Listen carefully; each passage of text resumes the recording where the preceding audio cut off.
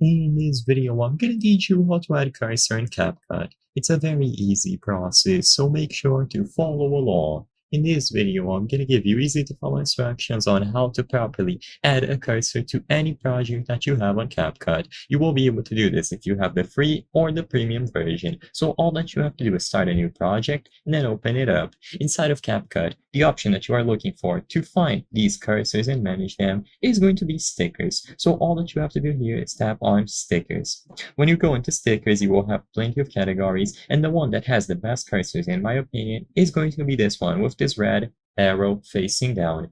When you go here, you can find plenty of different cursors. So you have this one that is tapping on the middle of the screen. You will be able to rotate it, make it bigger, make it smaller, make sure that it fits the frame, and of course you have plenty of other options. So you have this standard one that is more pointy. You can use this one as well, however, it is going to be a pro one, so keep that in mind.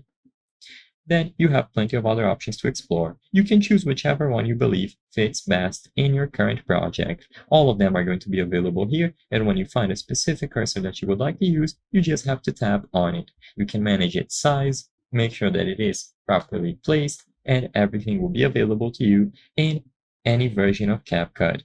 A lot of these are going to be locked behind Pro, sadly, but you can still use them. Just make sure that you have the correct version of Capcut.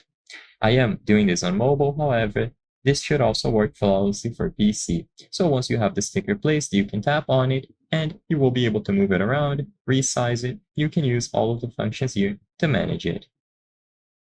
There are plenty of effects to explore, plenty of things that you can do, and you can apply these transitions, see how they look, and whenever it is most suited for your animation or whatever project you are doing, you will be able to save and export it.